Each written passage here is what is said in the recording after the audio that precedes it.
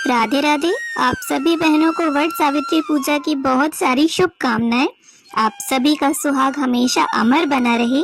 तो देखिए, वट सावित्री की पूजा, अगर वट वृक्ष हमारे घर के आसपास ना हो तो घर पर हम किस विधि से वट सावित्री की पूजा करेंगे, आज की वीडियो इसी विषय पर है। तो वट सावित्री का व्रत और पूजा सभी सुहागन महिलाएं अपने सुहाग की लंबी आयु और पति के अच्छे स्वास्थ्य की कामना से करती हैं। और इस साल यानी साल 2025 में वट सावित्री का व्रत 26 मई दिन सोमवार को रखा जाएगा। तो देखिए, वट सावित्री व्रत में पूजा वाले दिन आप सबसे पहले सुबह उठकर स्नान आदि कर लें, और इसके बाद अगर आपके यहाँ कोरी साड़ी पहनी जाती है तो वो पहन लें, वरना अपने चढ़ाई की या फिर कोई भी साड़ी आप पहन सकती हैं। और साड़ी जो है साफ स्वच्छ हो, धुली हो, काला, नीला, सफेद को छोड़कर आप कोई भी रंग पहन सकते हैं। और वैसे पूजा पाठ में लाल पीली साड़ी ही अच्छी लगती है। और महावर वगैरह लगाकर पूरे 16 श्रृंगार कर लें। मेहंदी एक दिन पहले ही आप लगा लें। इसके बाद जहाँ पर भी, जिस स्थान पर भी आप पूजा करने वाले हैं, तो उस जगह को गाय के गोबर से, गेरू से या फिर हल्दी से लीप कर पवित्र कर लें, शुद्ध कर लें थोड़ा जगह को। तो यहाँ पर मैंने लाल मिट्टी का चौका लगाया है, और जब थोड़ा सूख जाएगा इसके बाद चावल के आटे से या फिर गेहूं के आटे से हम चौक पूर लेंगे। और अगर आपको अच्छी सी प्यारी सी रंगोली बनानी आती है तो वो आप बना लें। यहाँ पर मैंने अष्टदल कमल और स्वस्तिक बना लिया है। अब देखिए, अगर आप घर पर ही पूजा करने वाले हैं तो वट वृक्ष की एक टहनी को एक दिन पहले ही आप मंगा लेंगे और उसे गमले में आप लगा लेंगे। और इसके बाद आप अगले दिन उसकी पूजा करेंगे। जिस दिन हम व्रत रहेंगे वट सावित्री का, उस दिन हमें बरगद की टहनी नहीं तोड़नी है। और कोशिश ये करें, जो टहनी आप घर पर मंगा रहे हैं उसमें कोपल और फल लगे हों, और फल ना भी हों, ये जो गोल गोल होते हैं, इस तरह के फल होते हैं वट वृक्ष में, तो ये भले ही ना हो पर कोपल जरूर होनी चाहिए, क्योंकि कोपल और चने निगल कर ही हम व्रत का पारण करते हैं। अब इसके साथ ही एक पटा हम रख लेंगे। पटे के ऊपर पीला या लाल रंग का वस्त्र हमें बिछा लेना है। और आप चाहें तो बरगद के पत्ते पर भी आसन दे सकते हैं गौरी गणेश जी को। तो यहाँ पर हल्दी पाउडर से मैंने गौरी माता बनाई है, और सुपारी में मोली धागा को लपेटकर गणपति जी। यहाँ पर अगर आप गौरी गणेश जी की मूर्ति को रखना चाहते हैं तो वो भी रख सकते हैं। तो फ्रेंड्स, वट सावित्री की पूजा सुबह से लेकर दोपहर तक की जाती है, लेकिन दोपहर तक बहुत ज्यादा गर्मी हो जाती है। तो कोशिश ये करें, पूजन आप सुबह सुबह ही जल्दी कर लें, क्योंकि पूजन के बाद ही आप अन्न जल ग्रहण कर सकते हैं। तो हमने यहाँ पाटे पर चावलों से अष्टदल कमल बना लिया है। एक मिट्टी का कलश लेकर उस पर चंदन से सतिया बना लिया है। कलश के कंठ पर मोली धागा बांध लिया है, और अशोका के 5 पत्ते लगाकर उसके ऊपर ढक्कन रखकर काले तिल रख लिए हैं।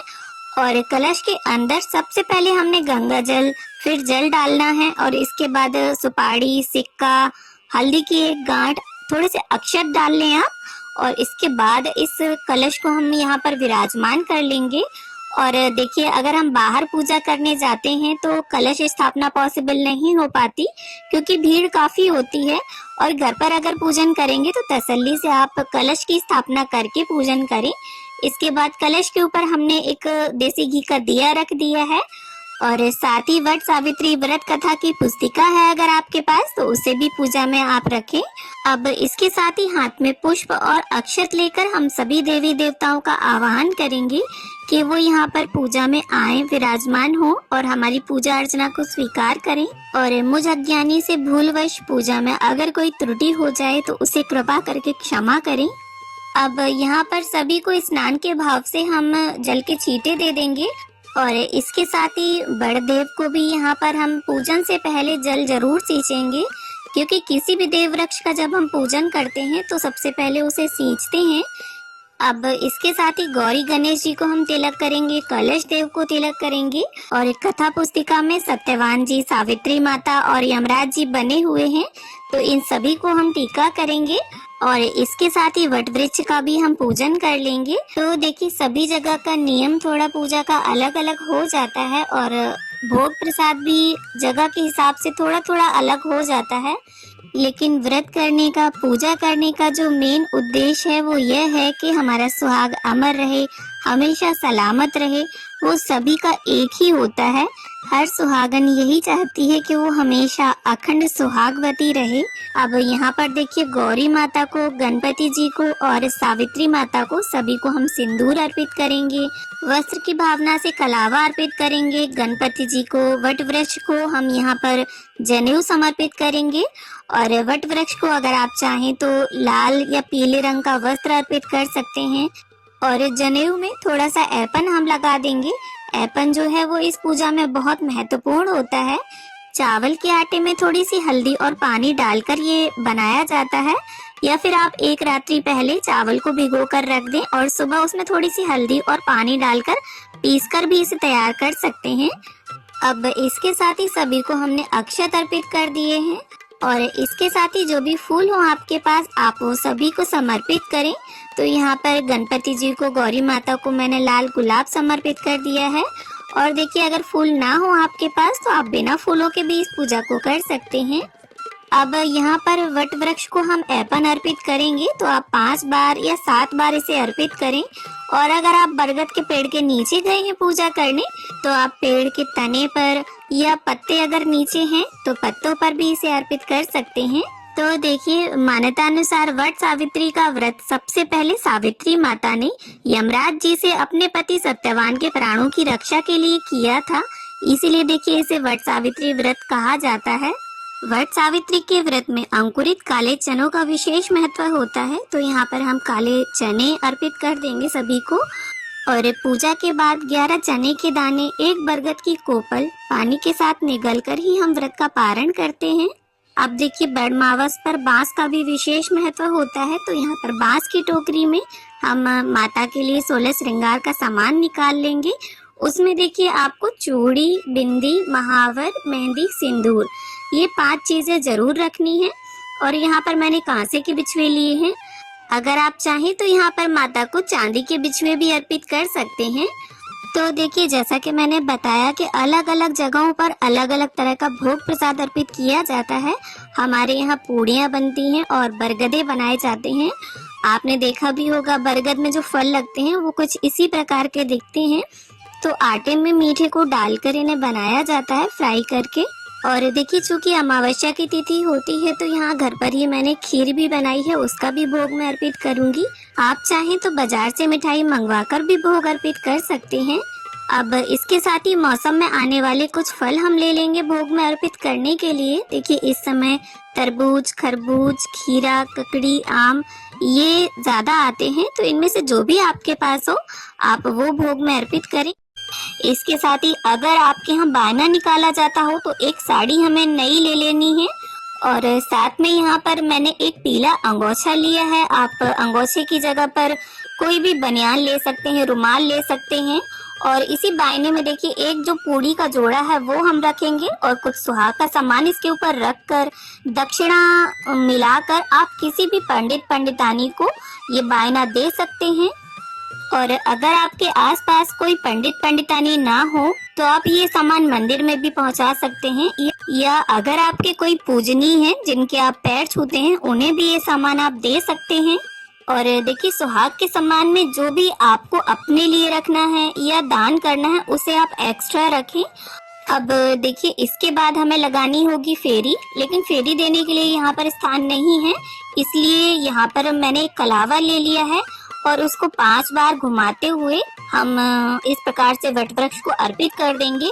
अगर जगह है आपने इस तरह से स्थापित किया है कि आप फेरी दे सकते हैं तो आप कच्चे सूत से भी इन फेरियों को दे सकते हैं।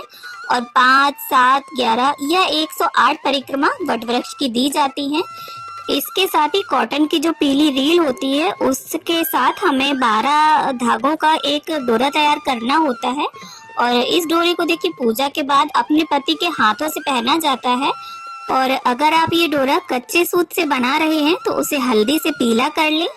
इसके साथ ही सीधे हाथ में पुष्प और थोड़े से अक्षत लेकर हम वट सावित्री व्रत की कथा को पढ़ लेंगे या सुन लेंगे। और इस प्रकार से कथा संपन्न करने के बाद आप चाहे छोटा सा ही हवन करें, पर हवन जरूर करें। तो इस प्रकार से देखिए अक्षतों का आसन देते हुए हवन पात्र को यहाँ पर हम अग्नि प्रज्वलित करके रख लेंगे। और इसके साथ देखिए जो भी भोग प्रसाद आपने बनाया है उसकी आहुतियां दें और हवन सामग्री की भी 5, 7, 11 जितनी आहुतियां आप देना चाहते हैं उतनी आहुतियां दें। और आहुति के माध्यम से जो भोग प्रसाद है वो सीधे देवी देवताओं तक पहुंचता है, तो यहाँ पर आप हवन जरूर करें। अब इसके बाद धूप दीप से हम गणपति जी की, गौरी माता की, वट वृक्ष की, सावित्री माता की, सत्यवान जी की और यमराज जी की सभी की प्रेम पूर्वक आरती उतार लेंगे।